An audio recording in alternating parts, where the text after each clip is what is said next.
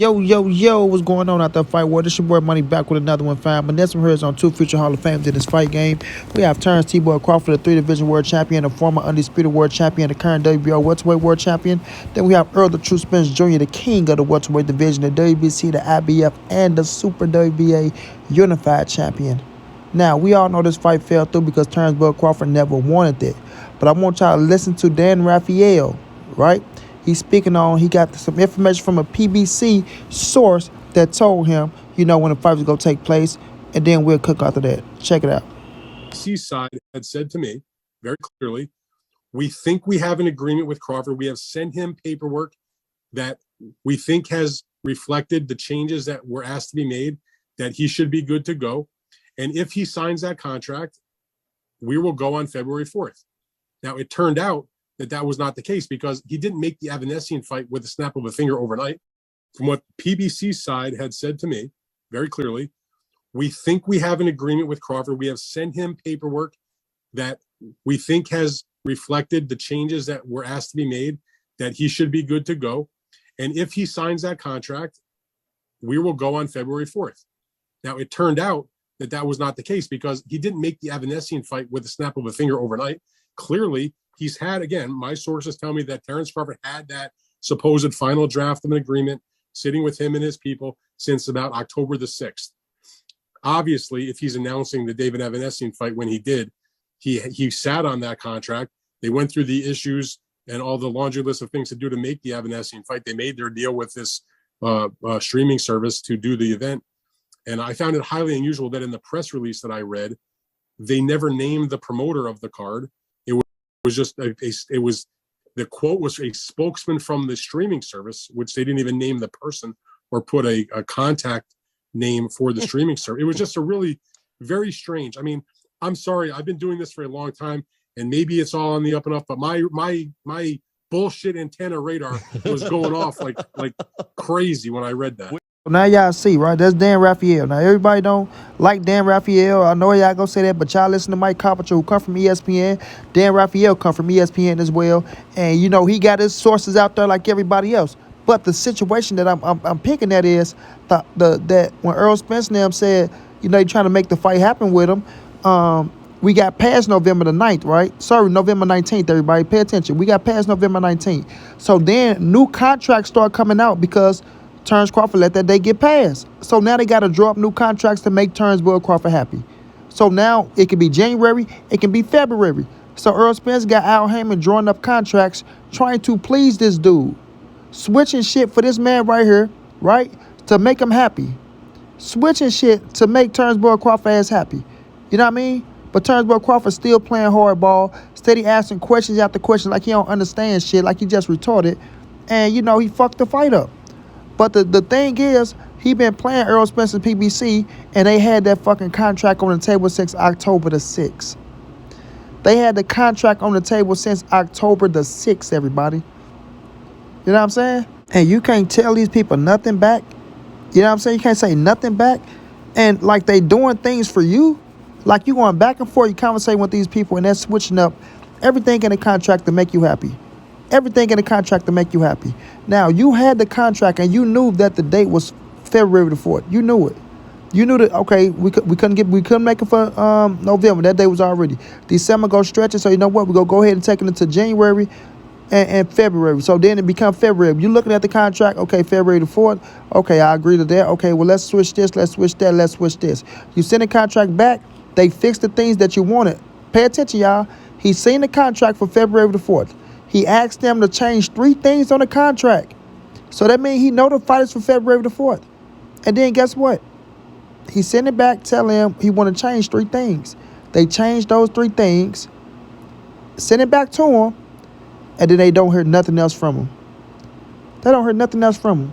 So people be saying, well, he wanted to get a fight in this year. He wanted to do it. Well, why didn't he say that when he looked at the contract and it said February the 4th? Come on, y'all. Let's make it make sense now. Why, when you seen the final contract that they drew up, right, because you helped stall this shit all the way to October, right? The November date is fucked up, so now we got December, January, and February.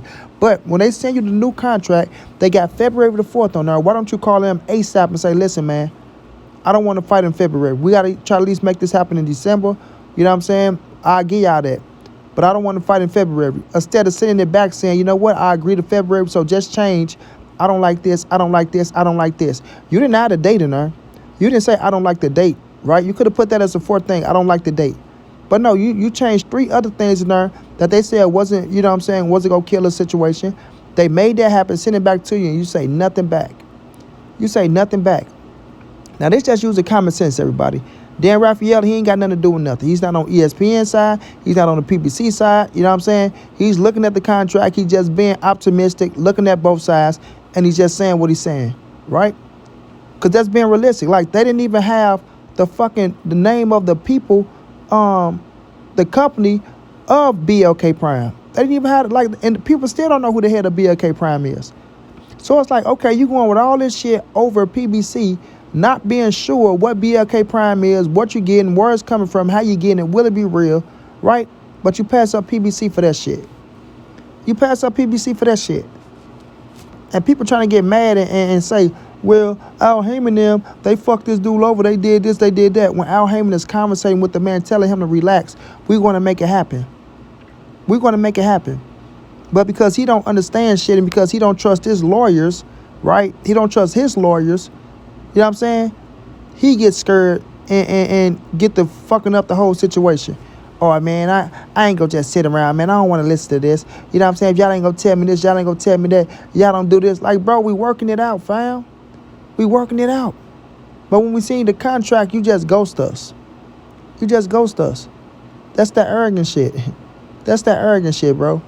But Errol Spence is on the right side of history on this one, right? Al Heyman, Showtime is on the right side of history on this one. Terence Crawford has the shaky team. Terence Crawford is the one smart. He don't trust his lawyers. I guess he don't trust Bomac neither, right? Because at first Bomac was managing things, so he took that out of Bomac's hand, went and hired a lawyer. Now he don't trust the lawyer. Now he want to be the fighter, the manager, and the lawyer, which is okay. If you want to represent yourself, represent yourself. But if you don't know what the fuck you doing, you need to go get somebody that know what they doing. You know what I'm saying? Who's know exactly what they doing. You feel me? So I'm waiting to see how this BLK Prime shit turn out for you, because that money come back fucked up. You gonna look stupid as fuck. And you burn bridges with PBC. And you fucked up with EJ, so he don't even want to look at you or talk to you. You know what I'm saying? So we'll see how these things play out. But right now, man, all the information is coming out. Shouts out to Dan Raphael for speaking his mind. A lot of people don't like him. You know, I had my little feud with Dan Raphael as well. But at the end of the day, like I said, when you're speaking the facts, it don't matter who's speaking the facts. The facts are the facts, period. You know what I'm saying? The facts are the facts. Don't shoot the messenger. Sometimes you got to put things to the side and listen. You know what I'm saying? And this man is speaking facts right now. So at the end of the day, man, we see that, you know, Terence Crawford fucked this fight up. He's playing around the bush. He's trying to play both sides, but he's trying to save face after he didn't, you know what I'm saying, fucked up the biggest fight in boxing, fucked up his biggest bag. And now if his bag don't come back with Black Prime the right way, he really gonna look stupid as fuck. Now he got his sisters and his family name out here looking stupid, trying to take up for him. He got these delusional ass fans trying to take up for him, and he ain't said shit. He ain't said nothing. You know what I mean? That's the sign of a guilty man. That is the sign of a guilty man. Flat out, bro. So at the end of the day, y'all, we gonna keep breaking this dude down, and we gonna get to the end of this, but we gonna get to the end of it how we want to get to the end of it. Straight like that. Shouts out to EJ, man. Keep your head up. Go out there, do your thing, King, in the next fight, and say, fuck this dude. And today, it's your boy Money. It's the NSBC moving. Everybody safe in these streets. Hit them thumbs up. Subscribe to the channel if you want to donate OG Money on Cash App. TreyHafter52@gmail.com on PayPal. If not, just tell a friend, hit that subscribe button. Like, comment, share the videos. And y'all know how your boy get down, man. Big dog status, family.